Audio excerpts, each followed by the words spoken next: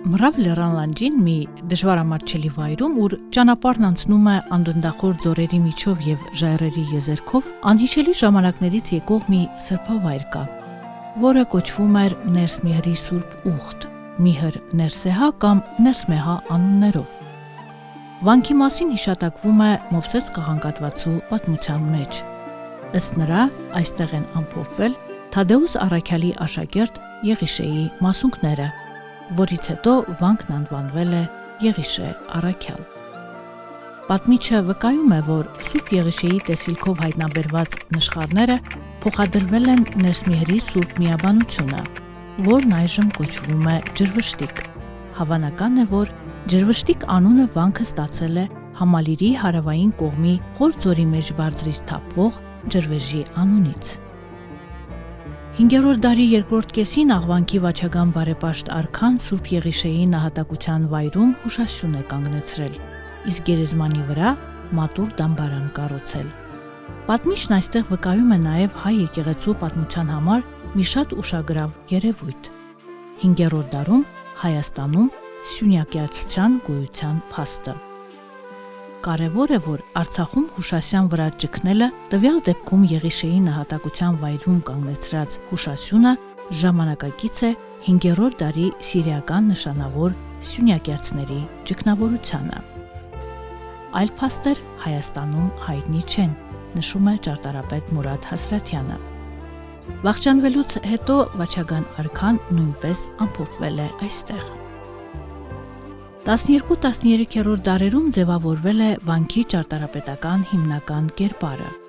Հյուսիսից հարավ ձգվող մոտավոր մեկ շարքի վրա կանգուն են վանքի 7 եկեղեցիներն ու մատուռները, որոնք ունեն թաղածածկ երկթեք տանիքով շինություններ։ Բոլորն էլ կառուցված են կոպտատաշ բազալտի քարերից, բացառությամբ վաչագան բարեպաշտի մատուռից, որը կառուցված է սրբատաշ քարով։ Դրանք տարբերվում են միմյանցից խորանների ձևով ու քանակով։ Հանդիպում են կիսաշրջանաձև, ուղղանկյուն եւ զույգ կիսաշրջանաձև խորաններ, եւ խորանների նման բազմազանությունը մեկ մենաստանային համալիրում բացառիկ երևույթ է հայկական վանքային ճարտարապետության մեջ։ 1165-ից 1264 թվականների միջև ընկած ժամանակահատվածում կառուցվել է միանավ թաղածածկ գլխավոր եկեղեցին, որն աչքի է ընկնում իր պարզ, բայց հարուստ ձևերով, հյուսիսից 4-րդն է։ Առանձնանում է իր համեմատաբար խոշոր չափերով ու գավթով։ Այն միանավ թաղածածկ դահլիճ է, առանց թաղակիր կամարների եւ ունի նույնատիպ հայկական հուշարձաններում հազվադեպ հանդիպող առանձնահատկություն։ Կիսաշրջանաձև խորանը ներսում սահուն անցումով առանց անկյունների ձուլվում է երկայնական պատերին։ 1264 թվականին եկեղեցուն արևմուտքից կից կառուցվել է երկսյուն գավիթը, որը ծառայել է որպես ժողովատուն եւ դամբարան։ Գավիթի երկթեք տանիքի վրա 1323 թվականին կանգնեցվել է 40 զանգաշտարակ, որը հարստացրել է Համալիրի ծավալատարածական արտահայտչականությունը։ Համալիրի հյուսիսից երկրորդ եկեղեցին համաձայն Բարավորի արձանագրության կառուցվել է 1244 թվականին։ Ես Սերոբ Սարգսակ Սուրբ Ուխտի շինեցի Սուրբ Առաքյալս ի վերա առաջին հիման, հաղոթս հիշեցեք։ Պարզ է դառնում, որ այն կառուցվել է հնագույն տաճարներից մեկի հիման վրա եւ ըստ երևույթին կրկնվել է սկզբնական շինության հորինվածքը։ Վանքի հյուսիսից 4-րդ եկեղեցին ըստ արձանագրության կառուցվել է 1281 թվականին։ 1286 թվականին վանահայր Սիմեոնը հարգանքի տուրք մատուցելով հայոց արևելից կողմանց թագավոր վաչագան բարեպաշտի հիշատակին նրա գերեզմանի վրա կառուցել է մատուռ դամբարան, որը դարձել է վանքի կարևորագույն սրբավայրերից մեկը։ Մուտքի բարավորին արկա է շինարարական արձանագրություն։ Այս է հանգիստ վաչագան թագավորին, Աստված հողորնի հայրապետա եւ յուր ծնողացն, որ շինեց եկեղեցիս հարաշնորհություն Տեր Սիմեոնի, թիվ ՉԼԵ։ Մատուռը գտնվում է վանքի գլխավոր եկեղեցուց հյուսիս-արևելք։ Ներսում պահպանվել է թեք կողերով վաղ քրիստոնեական տապանակարը և 11-րդ դարի մի խաչքար, ինչպես նաև վաղ քրիստոնեական կոթողի բեկորներ, ինչը թույլ է տալիս ենթադրել, որ դամբարանը ենթարկվել է որոշակի ձևափոխությունների։ Վանքի մյուս մատուռներն ու եկեղեցիները շինարարական արձանագրություն չունեն, բայց ճարտարապետությամբ և շինարարական տեխնիկայով սերտորեն առնչվում են թվագրված հուշարձաններին։ Ջրվշտիկ վանքի հարավային հատվածում գտնվում են խցերն ու սեղանատունը, որոնց շարքում իր ճարտարապետական լուծումներով առանձնանում է Վանահոր երկհարկանի շենքը, կառուցված 1552 թվականին։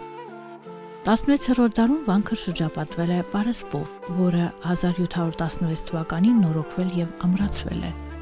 Այդ ընթացքում կառուցվել են նաև 2 կամարակապ դարպասներ, որոնք զարդարել են համալիրի մուտքերը։ Միջնադարում ջրվշտիկ վանքը եղել է կրոնական և մշակութային նշանակալի կենտրոն,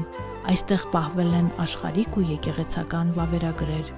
ձեռագիր մատյաներ և եկեղեցական սպասք։ Վանքը հայտնի էր որպես դպրության և կրթության կենտրոն, որտեղ ընդօրինակվել և նվիրատվությամբ ստացվել են արժեքավոր ձեռագրեր։ 1899 թվականին վանքի տարածքում հայտնաբերվել են 7-8-րդ դարերի բրոնզե բուրվարներ, որոնցից մեկը զարդարված է տերունական սրբապատկերով։ Դրանք ուսումնասիրել և Էջմիածնի Մայրտաճարի թանգարանին է նվիրաբերել Գարեգին Վարդապետ Հովսեփյանը, ով հետագայում պետք է դառնար Մեծի տան Կիլիկիո կաթողիկոսը Գարեգին առաջին Հովսեփյանց։ 18-րդ դարում վանքը հայազատագրական պայքարի կենտրոններից մեկն էր։ Այդ ժամանակաշրջանում մեծ համբավ է ունեցել վանքի միաբան քաջագորով Ավագ Վարդապետը, իսկ Մենաստանը վայելել է Արցախի մելիքների հոգացությունը,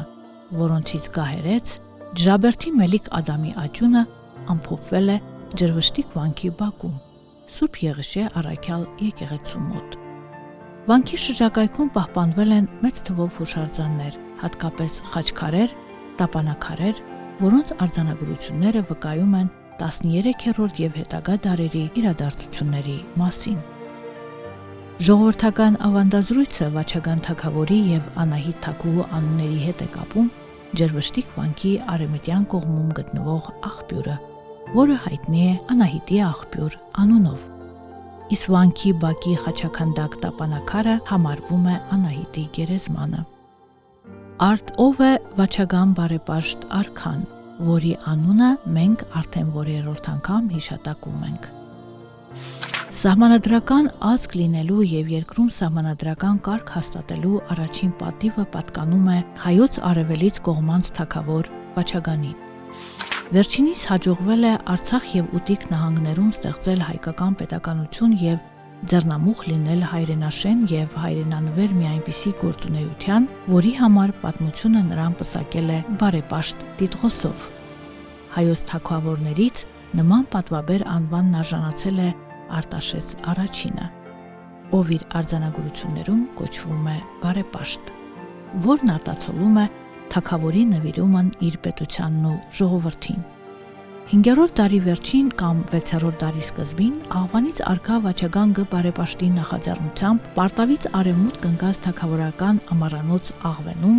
եկեղեցական ժողով է հրավիրվել, որն իր բնույթով աշխարհիկ եկեղեցական էր։ Մասնակցել են 18 հոգևորականներ, ինչպես նաև Արցախի և Ուտիքի ավագանին իշխաններ, ազատները։ Ժողովն ընդունել է 21 կանոն, որոնք հայտնի են որպես Վաչագան Աղվանից արքայի կանոնախումբ կամ Սահմանադրություն կանոնական Վաչագան Աղվանից արքայի։ Սահմանադրության պայմանները Վաչագան բարեպաշտի ներկայությամբ ընդունել են եպիսկոպոսներ, քահանաներ, ազնվականներ, նահապետներ և այլ բազմաթիվ երևելիներ, ովքեր իրենց մատանիներով հաստատել են ընդունված փաստաթուղթը։ Իսկ գրությունն ավելի վավերական լինելու համար կնքվել է նաև թագավորի մատանիով։